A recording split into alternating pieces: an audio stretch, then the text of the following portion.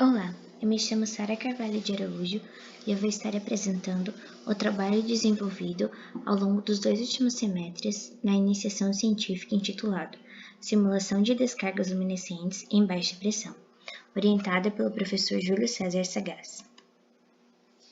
A descarga luminescente, também conhecida como descarga glow, é amplamente estudada por possui diversas aplicações tecnológicas. Ela é uma descarga em baixa pressão de cátodo frio.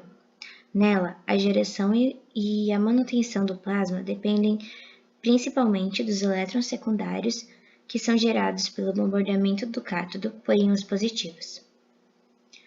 Na figura 1, observa-se o esquema da arquitetura de uma descarga luminescente em baixa pressão. Ressalta-se que o tamanho de cada região não está em escala. À esquerda tem-se o cátodo negativo e à direita o ânodo positivo. Da esquerda para a direita encontram-se as seguintes regiões: espaço escuro de Aston, seguida pela luminescência do cátodo, espaço escuro do cátodo, seguida pela luminescência negativa, o espaço escuro de Faraday, a coluna positiva, o espaço escuro do ânodo e, por fim, a luminescência do ânodo. Na figura 2, observa-se uma captura de uma simulação de descarga luminescente em baixa pressão.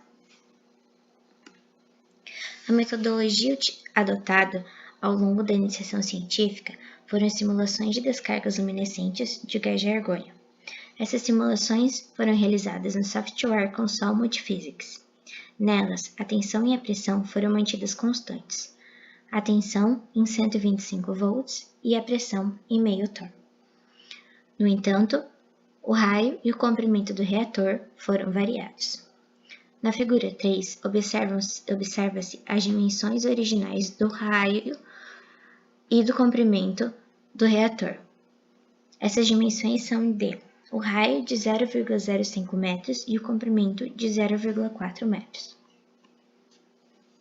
Inicialmente, mantivemos o raio fixo em 0,05 metros e variamos o comprimento de 0,4 metros até 1 metro, isso num passo de mais 0,1 metro.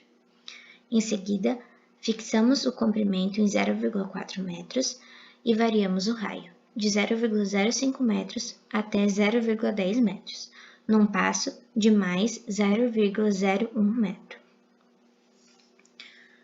Em ambos os casos, obtivemos a densidade de elétrons, a temperatura eletrônica, o potencial elétrico, a densidade de argônio e a densidade de íons de argônio.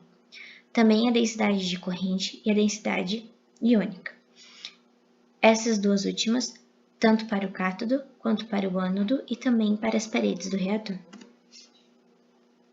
Aqui observamos os resultados obtidos quando alterou-se o raio do reator. Na figura 4, um gráfico de densidade eletrônica normalizada versus distância radial normalizada.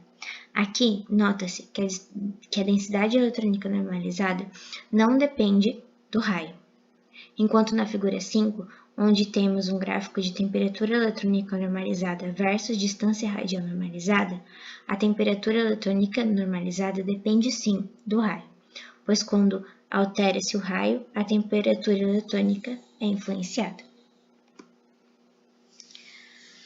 Já aqui temos os resultados obtidos quando houve alteração do comprimento do reator. Na figura 6, o gráfico de temperatura eletrônica normalizada versus distância radial normalizada. E na figura 7, um gráfico de densidade eletrônica normalizada versus distância radial normalizada.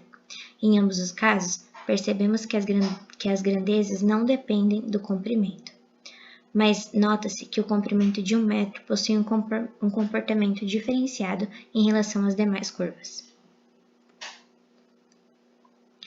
Analisando os gráficos e os resultados obtidos, concluímos que a densidade eletrônica não depende de nenhuma dimensão do reator, nem do raio, nem do comprimento, enquanto a temperatura eletrônica depende sim das dimensões do reator, mas apenas do raio, do comprimento não.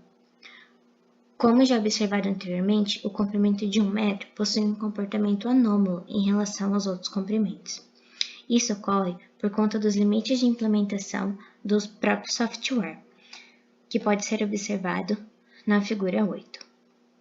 Para esse comprimento de 1 metro e uma pressão de meio torr, que é o caso dessa simulação, a simulação numérica se torna instável e, por isso, os resultados obtidos deixam de ser confiáveis. Quero agradecer ao professor Júlio pela orientação, ao UDESC pela oportunidade de iniciação, à FAPESC, ao Governo de Santa Catarina e ao CNPq. Obrigada.